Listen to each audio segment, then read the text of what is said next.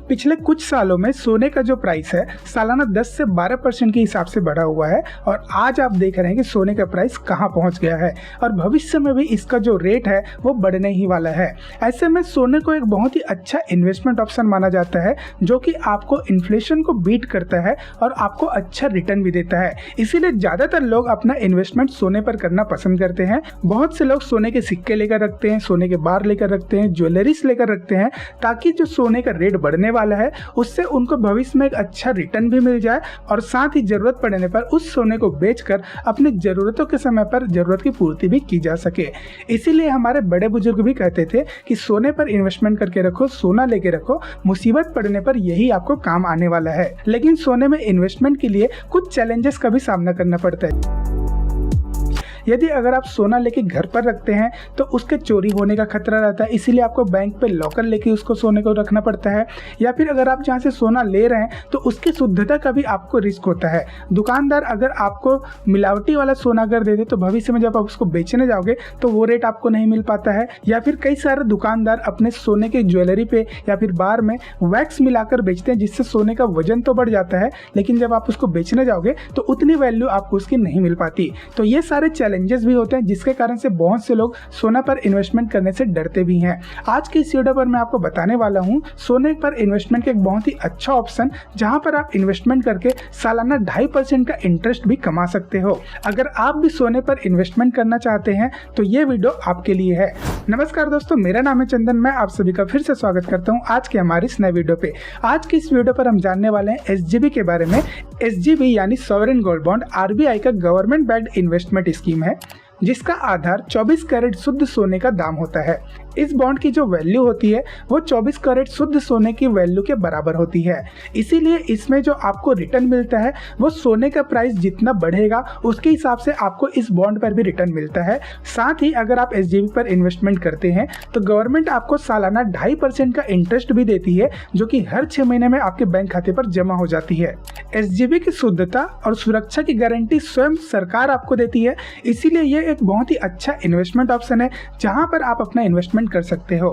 याद रखें कि SGB पर आप जो इन्वेस्टमेंट करते हैं उसका आधार सोने का प्राइस है। मतलब ये कि उसका सिर्फ पेपर पे जो प्राइस होता है वो है। इसमें कोई भी फिजिकल गोल्ड आपके लिए अलग करके नहीं रखा जाता जैसे डिजिटल गोल्ड या फिर गोल्ड म्यूचुअल फंड पे होता है। लेकिन फिर भी एक बहुत ही अच्छा इन्वेस्टमेंट स्कीम है क्योंकि इसकी गारंटी आपको सरकार स्वयं देती है। SGB पर इन्वेस्टमेंट करने के लिए गवर्नमेंट इन्वेस्टर्स को अट्रैक्ट करने के लिए उनको उनके मैच्योरिटी पर टैक्स फ्री रिटर्न देने का भी वादा करती है।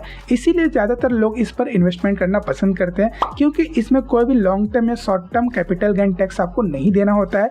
जो भी आपको प्रॉफिट होता है पूरा आपके जेब पे जाता है, पूरा आपके घर बचता है। तो इसीलिए एक बहुत ही अच्छा इन्वेस्टमेंट ऑप्शन है जहां पर लोग इस पर इन्वेस्टमेंट करना पसंद करते हैं। अगर आप भी SGB पर इन्वेस्टमेंट करना चाहते हैं तो मिनिमम 1 ग्राम ऑफ गोल्ड से लेकर आप यहाँ पर इन्वेस्टमेंट स्टार्ट कर सकते हैं। इस बॉन्ड की मैच्योरिटी 8 साल होती है। आज जो आप इन्वेस्टमेंट करने वाले हैं उसकी मैच्योरिटी आपको 8 साल बाद मिलेगी जो कि पूरा टैक्स फ्री रहेगा। अगर आपको बीच में कभी भी पैसों की जरूरत पड़ती है तो आप इसको 5 साल के बाद में पार्शियल विड्रॉवल कर सकते हैं। 5 साल के बाद में हर 6 महीने पर आपको पार्शियल विड्रॉवल का विंडो ओपन होता है जिस पर आप अपने बॉन्ड को सेल कर सकते हैं RBI को और आपको इसमें जो मैच्योरिटी मिलेगी, जो भी वैल्यू आपको मिलेगी वो वैल्यू आपको पूरा टैक्स फ्री रहेगा। अगर आप इसको प्री मैच्योर विड्रॉवल भी करते हैं तो इसमें आपको कोई भी पेनाल्टी या फिर कोई भी चार्जेस नहीं लगते हैं। अगर आपको कभी 5 साल के पहले भी पैसों की जरूरत पड़ती है तो आप इस बॉन्ड को स्टॉक एक्सचेंज पर सेल कर सकते हैं। बट याद रहे कि स्टॉक एक्सचेंज पर इसकी लिक्विडिटी काफी कम होती है तो आपको काफी लंबा समय लग सकता है इसको बेचने के लिए और प्राइस भी कभी आपको सही नहीं मिल पाता। हो सकता है कभी आपको कम दाम पर इसको बेचना पड़े। अगर आप इसको स्टॉक एक्सचेंज पर सेल करते हैं तो यहाँ से जो भी आपको प्रॉफिट होता है वो आपको टैक्सेबल इनकम होता है। मतलब ये कि इस पर आपको long term short term capital gain tax आपको पे करना पड़ेगा। अगर आपको पैसों की आवश्यकता कुछ ज्यादा ही है तो आप इस बॉन्ड को एज अ कोलेट्रल रख के आप इसके अगेंस्ट में लोन भी ले सकते हो। जो भी आपका बॉन्ड की वैल्यू रहेगी उसका 80 to 90% आपको एज अ लोन किसी भी लोन संस्थान से आपको मिल जाएगा जिस पर आपको कुछ माइनर इंटरेस्ट बस पे करना रहेगा। तो चलिए जानते हैं कि SGB पर इन्वेस्टमेंट करने करने के लिए क्या क्या एलिजिबिलिटी क्राइटेरिया है और कितना आप इसमें इन्वेस्टमेंट कर सकते हैं। भारत में रहने वाला कोई भी व्यक्ति जिसकी उम्र 18 वर्ष से उससे अधिक है वो अपने स्वयं के लिए या फिर अपने बच्चे के लिए जो कि माइनर है उनके बिहाफ में ले सकता है, या फिर किसी अनदर व्यक्ति के साथ में ज्वाइंट होकर भी इसमें इन्वेस्टमेंट कर सकता है, जो कि मिनिमम 1 ग्राम से लेकर 4 किलो तक का मैक्सिमम इन्वेस्टमेंट कर सकता है। अगर किसी के पास में HF अकाउंट है तो वो भी इसमें मिनिमम 1 ग्राम से लेकर 4 किलो तक का इन्वेस्टमेंट कर सकते हैं। अगर कोई ऑथोराइज्ड ट्रस्ट है तो वो भी 1 ग्राम से लेकर 20 किलो तक का मैक्सिमम इन्वेस्टमेंट इसमें कर सकता है। साथ ही इसमें कुछ एजुकेशनल इंस्टीट्यूशन जैसे यूनिवर्सिटीज हो गए वो भी इसमें 20 किलो तक का मैक्सिमम इन्वेस्टमेंट कर सकते हैं। साथ ही कुछ चैरिटेबल इंस्टीट्यूशंस भी होते हैं जो कि गवर्नमेंट ऑफ इंडिया से अप्रूव्ड होते हैं, वो भी इस पे इन्वेस्टमेंट कर सकते हैं मिनिमम 1 ग्राम से लेकर मैक्सिमम 20 ग्राम तक का। इसमें इन्वेस्टमेंट करने के लिए सबसे इंपॉर्टेंट पॉइंट ये है कि इन्वेस्टर के पास में पैन कार्ड होना मैंडेटरी है, जो कि इनकम टैक्स ऑफ इंडिया के द्वारा इशू किया गया हो। अगर आप भी SGB पर इन्वेस्टमेंट करना चाहते हैं तो RBI इसके लिए हर साल 4 से 5 बार नोटिफिकेशंस निकालती है कि इस समय पर आप SGB के लिए अप्लाई कर सकते हैं और उस समय पर ही आप इसमें SGB के लिए अप्लाई कर सकते हैं। अन्यथा अगर आप चाहें तो एक्सचेंज पर भी जाकर आप इसको बाय कर सकते हैं। अगर स्टॉक एक्सचेंज पर अवेलेबल है कोई सेल करने वाला तो आपको वहां पर SGB कभी कभी सस्ते में भी मिल सकता है, कभी कभी आपको ज्यादा रेट पर भी मिल सकता है। तो सबसे पहला चीज जो मैंने आपको वीडियो के स्टार्टिंग में ही बताया था कि अगर आप फिजिकल गोल्ड लेते हैं तो वहां पर आपको कुछ चैलेंजेस का सामना करना पड़ता है। जैसे आपको गोल्ड की प्योरिटी, तो SGB में आप जो इन्वेस्टमेंट करते हैं उसकी जो वैल्यू होती है वो 24 कैरेट गोल्ड की वैल्यू के बराबर होती है, तो इसमें 100% प्योरिटी आपको मिल जाती है। साथ में सिक्योरिटी की बात होती है, तो आप जब सोना लेते हैं तो उसको कहीं ना कहीं स्टोर करके रखना पड़ता है। अगर आप उसको घर पर रखते हैं तो कहीं ना कहीं एक रिस्क होता है कि भाई कहीं सोना कहीं गुम जाए या फिर कोई चोरी ना हो जाए। तो अगर आप SGB पर इन्वेस्टमेंट करते हैं तो ये जो दोनों ही चैलेंजेस है आपको फेस करने नहीं पड़ते।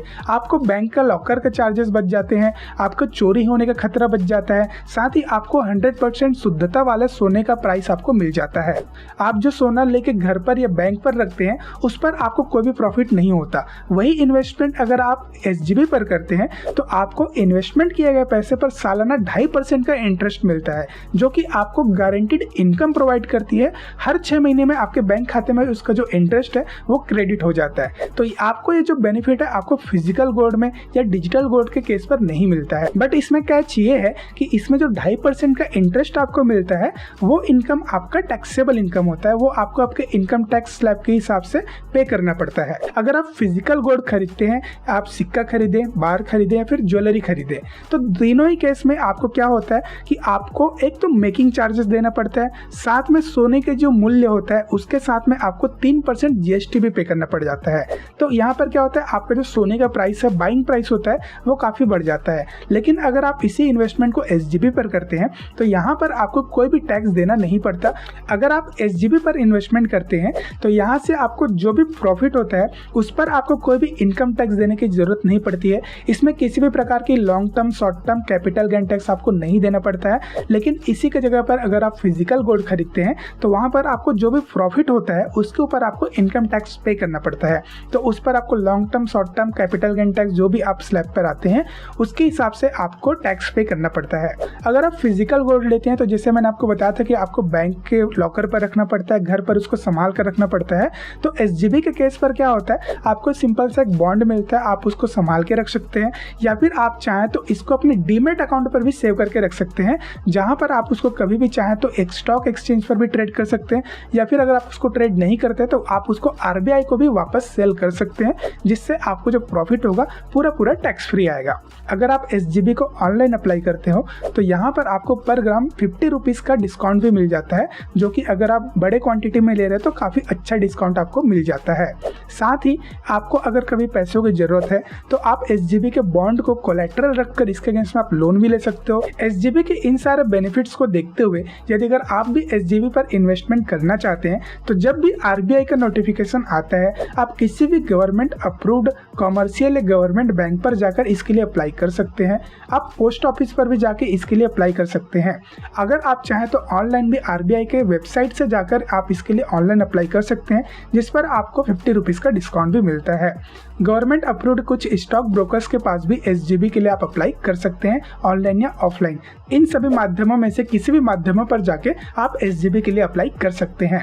अब SGB के जो इतने सारे फायदे हैं उसके साथ में कुछ नुकसान भी है। तो जैसे मैंने आपको बताया था कि SGB का जो लॉक इन पीरियड होता है वो 8 साल का होता है, बट इसके कुछ तोड़ भी है कि जैसे मैंने आपको बताया कि इसको 5 साल के बाद भी आप इसको हर 6 महीने बाद विड्रॉ कर सकते हैं। RBI जो है हर 6 महीने में इसके लिए एग्जिट विंडो ओपन करती है, तो आप उस दिए गए टाइम फ्रेम पर जाके अगर आप इसको सेल करना चाहते हैं तो उसको अप्लाई कर सकते हैं। RBI आपके बॉन्ड को वापस ले लेगी और आपका जितना भी प्रॉफिट बनता है वो आपको ट्रांसफर कर देगी। दूसरा नुकसान ये है कि अगर आप SGB को स्टॉक एक्सचेंज से सेल करते हैं तो वहां पर जो आपको प्रॉफिट होता है उस पर आपको इनकम टैक्स पे करना पड़ता है, या फिर आपको long term short term capital gain tax इसमें पे करना पड़ेगा। आप इसको जितने भी समय के लिए इसको होल्ड करते हैं। तो मैं उम्मीद करता हूं कि आज के इस वीडियो पर जो मैंने SGB की जानकारी आपको दिया है वो आपको अच्छी लगी होगी, समझ में आई होगी। अगर आपको SGB से संबंधित कोई भी सवाल है तो आप मुझे कमेंट बॉक्स में पूछ सकते हैं। मैं हर कमेंट के रिप्लाई यहाँ पर देने वाला हूँ। और ऐसे इन्फॉर्मेशनल वीडियोस देखते रहने के लिए आप हमारे चैनल को सब्सक्राइब कर दीजिए और इस वीडियो को अपने जान पहचान वालों तक जरूर शेयर करें ताकि उनको भी अच्छे इन्फॉर्मेशन मिलते रहें। तो चलिए दोस्तों, मिलते हैं अगले वीडियो में, तब तक के लिए धन्यवाद।